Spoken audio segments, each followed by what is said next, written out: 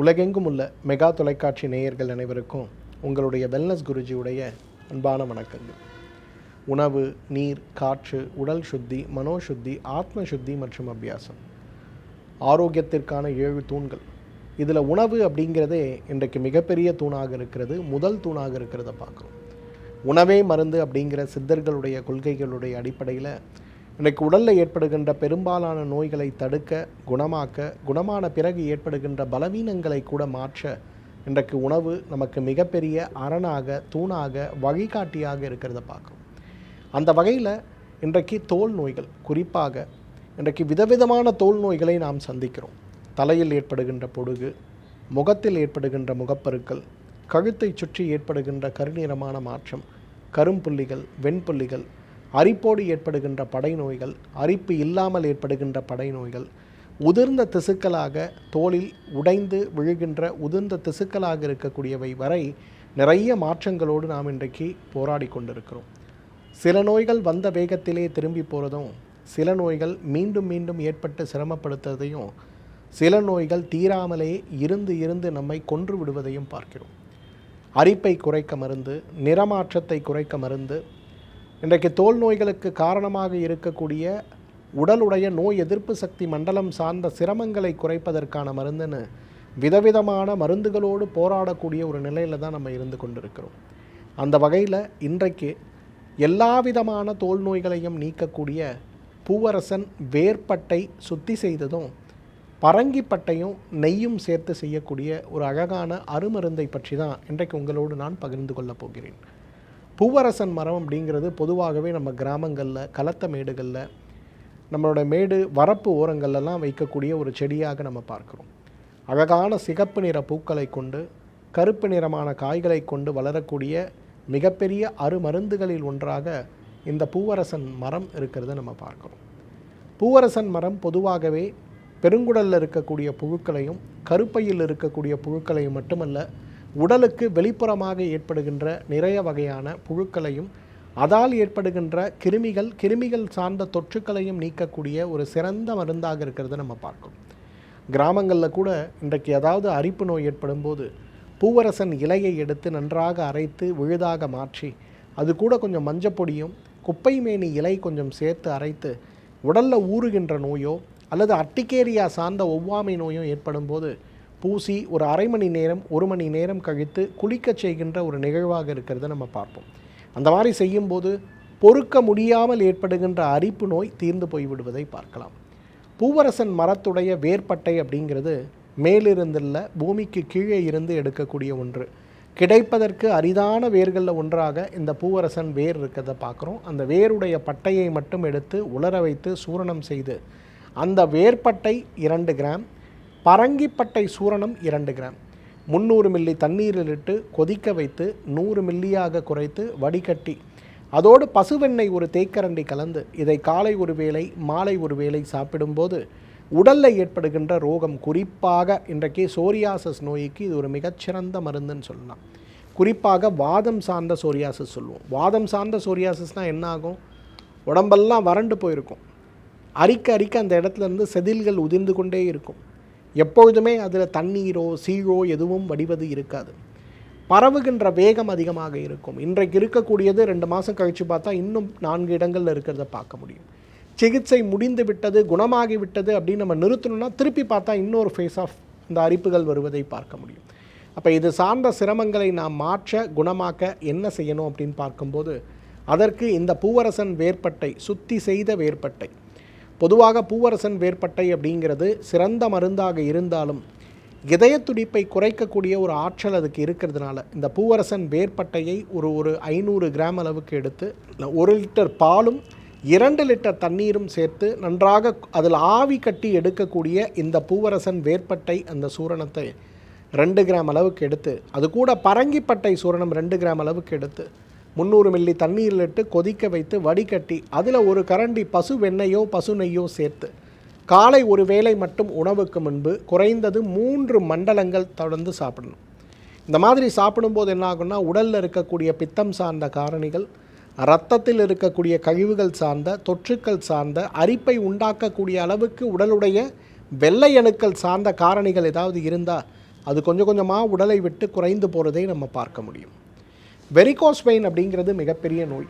இன்றைக்கு பெரும்பாலும் வலியற்ற நிலையில் கால் இருக்கிறதுனால, வலியற்ற நிலையில் இருக்கிறதுனால 100 பேர் இந்த வெரிகோஸ் வெயினை பற்றி கவலைப்படுவதே கிடையாது. அப்போ அந்த வெரிகோஸ் வெயினை பற்றி கவலைப்படாத ஒரு நிலை இருக்கும்போது என்னாகும், முதல் நிலை, 2ஆம் நிலை, 4ஆம் நிலை, 5ஆம் நிலைக்குன்னு அது மாறும்போது நம்ம உடம்பில் காயங்கள், அரிப்புகள், மாற்ற முடியாத, குணப்படுத்த முடியாத அளவுக்கு காயங்களும் அரிப்புகளும் மிகப்பெரிய அளவில் இருக்கிறத பார்க்க முடியும். அப்போ இது சார்ந்த சிரமத்தை நாம் மாற்ற வேண்டும், குணப்படுத்த வேண்டும் அப்படின்னு வரும்போது நமக்கு இந்த வெரிகோஸ் வெயினால் ஏற்படுகின்ற புண்கள், ஆறாத புண்கள், குழிப்புண்களுக்கு இந்த சுத்தி செய்த பூவரசன் வேர்ப்பட்டை சூரணம் 2 கிராம், பரங்கிப்பட்டை சூரணம் 2 கிராம், 300 மில்லி தண்ணீரில் இட்டு கொதிக்க வைத்து 100 மில்லியாக குறைத்து வடிகட்டி காலை ஒரு வேளை உணவுக்கு முன்பு, மாலை ஒரு வேளை உணவுக்கு முன்பு நாம் எடுத்துக்கொள்ளும்போது இந்த தேவையற்று ஏற்படுகின்ற வெரிகோஸ் அல்சருக்கு அது ஒரு சிறந்த தீர்வாக இருக்கிறத நம்ம பார்க்க முடியும். வெரிகோஸ் அல்சர் எவ்வாறு நம்ம உடம்புல பெரிய பாதிப்பை ஏற்படுத்துதோ, அதே போல் சர்க்கரை நோயினால் ஏற்படுகின்ற குழிப்புண்களும், காலில் ஏற்படுகின்ற உணர்ச்சியற்ற தன்மையால் ஏற்படுகின்ற புண்களும், கால்களில் ஏற்படுகின்ற வெடிப்பு சார்ந்த சிரமங்களுக்கு கூட இந்த பூவரசன் வேர்ப்பட்டை, சுத்தி செய்த வேர்ப்பட்டை கஷாயம், பரங்கிப்பட்டை கஷாயத்தோடு சேர்த்து கொடுக்கும்போது அவ்வளவு பெரிய மாற்றம் இருக்கிறத பார்க்கலாம். ஒரு 70 வயது இருக்கக்கூடிய அம்மா ஒரு முறை கோயம்புத்தூரில் என்னை பார்த்துருந்தாங்க. அவர்களுக்கு 35 வருடங்களாக வெரிகோசஸ் வெயின். ஆனால் கடைசி 2 வருஷமாக தான் அவங்களுக்கு கால்களில் புண்கள். அப்போ அந்த புண்களை குணப்படுத்துவதற்கு அவங்க நிறைய சிகிச்சைகள், நேரடியாக டாப்லர் பண்ணுறதுலேருந்து அவங்க உள்ள கத்தீட்டர் அனுப்பி உள்ளே ஏதாவது பிளாக்ஸ் இருந்தால் ரிமூவ் பண்ண முடியுமான்னு பார்த்து என்னென்னமோ செஞ்சு பார்த்துட்டாங்க. எதுவுமே சரியாகலை. பாதம் முழுவதும் அப்படியே ஒரு மாதிரி சிகப்பு நிறமாக மாறி, அழுகி போய் புண்ணாக மாறி, கடைசியில் காலை பார்க்கும்போது ஒரு தோலை எடுத்த ஒரு கால் எப்படி இருக்குமோ அந்த மாதிரி அவர்களுடைய பாதம் மாறிவிட்டது. அப்போ என்ன பண்ண முடியும் அப்படின்னு பார்க்கும்போது அவர்களுக்கு நான் பரிந்துரைத்த மருந்து தான் இந்த பூவரசன் வேர்ப்பட்டை மற்றும் பரங்கிப்பட்டை கஷாயம்.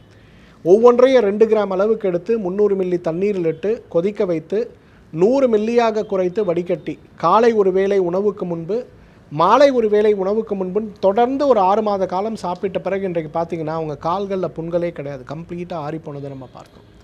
சர்க்கரை நோயால் ஏற்படுகின்ற புண்கள், விபத்தால் ஏற்படுகின்ற புண்கள், கால்களில் ஏற்படுகின்ற குழிப்புண்கள்னு எந்த மாதிரி விஷயத்தை நம்ம செஞ்சாலுமே நமக்கு அந்த நோய்கள் இருந்தாலுமே அதற்கு தீர்வளிக்கக்கூடிய ஒரு சிறந்த மருந்து தான் சுத்தி செய்த பூவரசன் வேர்ப்பட்டை கஷாயமும் பரங்கிப்பட்டை கஷாயமும் வெண்ணெய் சேர்த்து சாப்பிடும்போது.